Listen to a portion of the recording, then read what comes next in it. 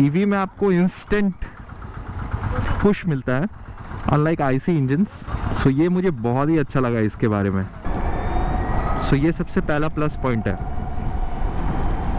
Traffic को पूरा ही छोड़ देता है ये वॉप मोड में, और ब्रेकिंग भी इसका काफ़ी रिस्पॉन्सिव है।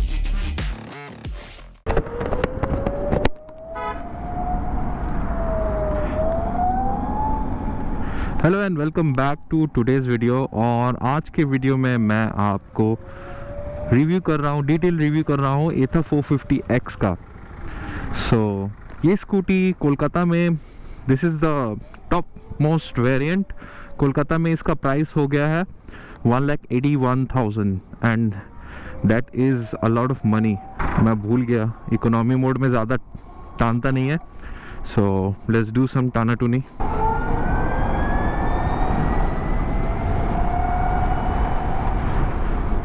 मतलब 0 to 60 ऑब्वियसली ईवी है तो एडवांटेज होगा। इंस्टेंट टॉर्क आपको फील होगा 26 Nm का वाप मोड में। अच्छाई के बारे में बात करते हैं। सबसे पहले अच्छाई तो मुझे ऐसा लगा है कि इसका जो एक्सेलरेशन है, और दूसरा है उसका braking, pretty good, decent braking, बहुत ही अच्छा ब्रेकिंग। नाउ मैं आपको दिखाऊंगा इसका एक्सेलरेशन कितना अच्छा है, कितना पावरफुल है। सो सबसे बेस्ट लगा है इस स्कूटर का compare to an IC scooter. इसका जो रिस्पॉन्स है, एक्सेलरेशन है, ये काफ़ी लाइक इवन मुझे लगा कि एरोक्स से भी बेटर है। बिकॉज ईवी में आपको इंस्टेंट पुश मिलता है अनलाइक आईसी इंजन्स। सो ये मुझे बहुत ही अच्छा लगा इसके बारे में। सो ये सबसे पहला प्लस पॉइंट है। ट्रैफिक को पूरा ही छोड़ देता है ये वॉप मोड में, और ब्रेकिंग भी इसका काफ़ी रिस्पॉन्सिव है।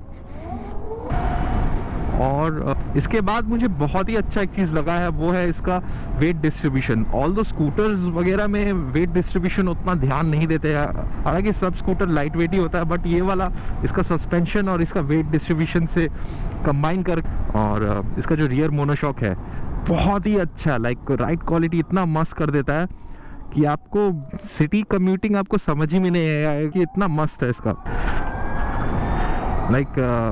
इतना कन्वीनियंट हो गया है चलाने में। एंड डेली एरेंड्स के लिए मैं यूजुअली ये घर पे रहता है, सो जब ये घर पे रहता है तो मैं इसे यूज़ करता हूँ बेझिझक। So ride quality is very good on this scooter. Like आप देख सकते हो इसका बैलेंस कितना मस्त है। सो अब नेक्स्ट पॉइंट पे आते हैं, वो है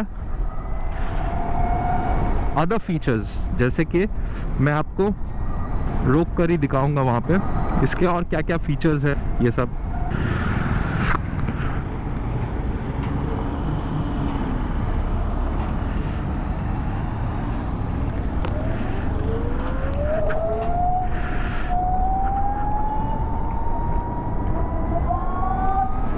सो मैं एक 0 to 60 आपको रेफरेंस के लिए करके दिखाता हूँ।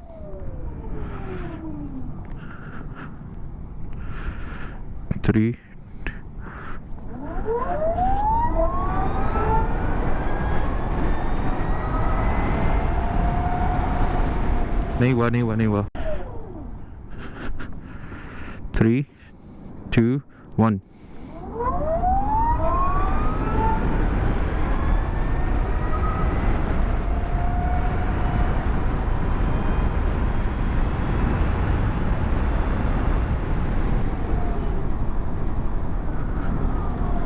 So that was pretty impressive for an EV like this. Now अब बात करते हैं फीचर्स के बारे में। सो सबसे पहला है कि एथर ऐप से आप लोकेशन इसमें डायरेक्टली सेंड कर सकते हो। इसमें ऑलरेडी एक इनबिल्ट सिम कार्ड है, सो जिससे ऑल टाइम ये स्कूटर आपको दिखेगा, आपके फ़ोन पे स्पीड में जा रहा है, एग्जैक्ट लोकेशन मिल जाएगा, पिन पॉइंट लोकेशन। और आप फ़ोन से आप उसको जैसे एयर ड्रॉप करते हो, आप वैसे लोकेशन भी आप उसको ड्रॉप कर सकते हो स्कूटर में, और वो डायरेक्टली आपका, जिससे क्या होगा कि आप जस्ट उसको अगर क्लिक करोगे तो यहाँ पे ड्रॉप लोकेशन वगैरह दिखाता है। जैसे कि बहुत सारा इसमें लोकेशंस है, स्टार्ड है, आप किसी में भी क्लिक करोगे वो उसमें दिखाएगा। So that is a very good feature for navigation in city. Like अगर कोई नया सिटी में आप जा रहे हो, नया सिटी में मूव हुए हो, वो सब चीज़ के लिए बहुत ही अच्छा फीचर। आई होप बाइक्स में भी कभी ये जल्दी से आ जाए। ऑटो होल्ड फीचर है। ऑटो होल्ड में क्या होता है, जैसे कि अगर आप इंक्लाइन में हो तो वो नीचे नहीं गिरता, मतलब वो इंक्लाइन में रहने से वो वापस नीचे नहीं रोल होगा। सो ये एक बहुत ही मस्त फीचर है। मैं इसको अभी ऑफ ही कर देता हूँ। पार्क असिस्ट है, जैसे कि आप अगर आप रिवर्स पे जा रहे हो, जैसे कि मैं दिखाता हूँ, रिवर्स कर रहे हो, उसको स्वाइप कर देना और ये उल्टा चलने लगेगा। सो ये एक बहुत लाइक कन्वीनियंट फीचर है for women who have hard time parking. इसको मैं उल्टा भी चला सकता हूँ, I am just kidding. So that's how it works. और इसको आगे करने के लिए आप इसको आपको इग्निशन में क्लिक करना पड़ेगा और ये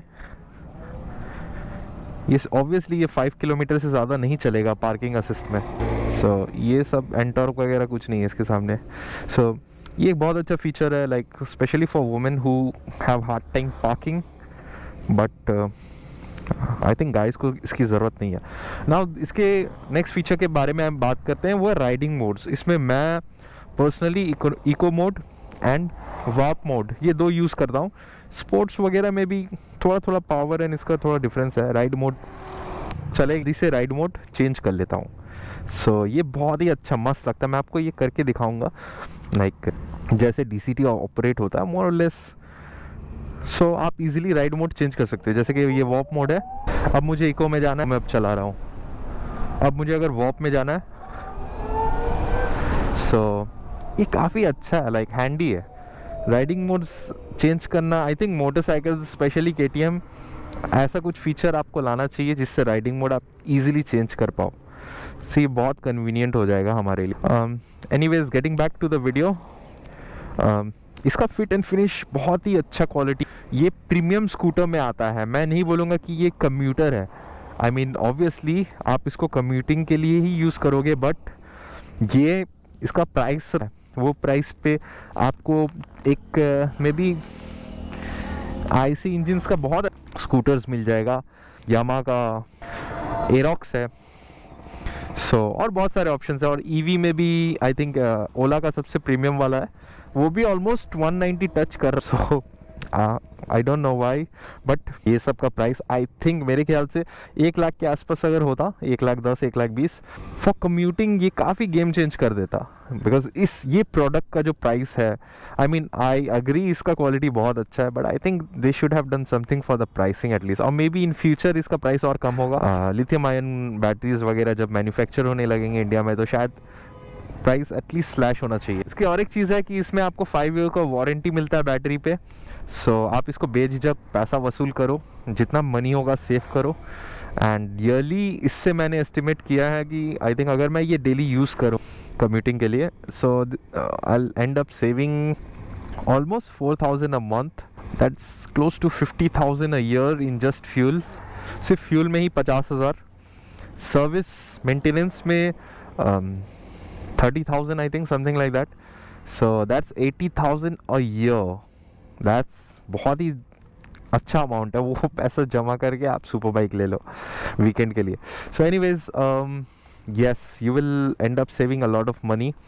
एंड इसके ऐप्स में सारा डिटेल्स मिलता है आपको वगैरह, कितना सेफ पैसा हुआ आपका, कितना कार्बन एमिशन वगैरह सेव हुआ, कितना प्रकृति को सेव कर इसको चला के। वैसा कुछ ये गलत बात है क्योंकि इसका बैटरी आसमान से उड़ के नहीं आता है। एनीवेज अब बात करते हैं कॉन्स का। सबसे पहला कॉन मुझे लगा है उसका साइड स्टैंड, बिकॉज ये साइड स्टैंड दिखने में बहुत अच्छा है। मुझे ऐसा लगता है कि मैं आपको शो करके दिखाता हूँ, जैसे आप बैठे हो तो आप साइड स्टैंड लगाओगे ऐसे करके, so it's not that handy. मतलब ये पूरा रीजन में आपको किक बार बार किक वो लग जाएगा। मुझे लगा कि एटलीस्ट इसको थोड़ा बाहर होना चाहिए था, ये कुछ नहीं दिया। सो मेन स्टैंड एक बड़ा इशू है स्कूटर्स के लिए, कम्यूटर्स के लिए एटलीस्ट।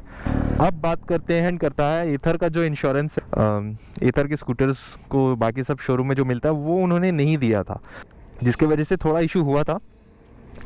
बट इसका एक माइनर सा एक्सीडेंट हुआ था जिससे 1 2 3 साइड पैनल स्क्रैच हुआ था। यहाँ पे थोड़ा एक माइनर स्क्रैच था। सो एथर का सर्विस सेंटर ने 15,000 का बिल, आई मीन मेरे भाई को, जिसके वजह से मेरे भाई को 8,000 अपने पॉकेट से पे करना पड़ा था। So that is a lot of money for this electric shit, but anyways this is ours now.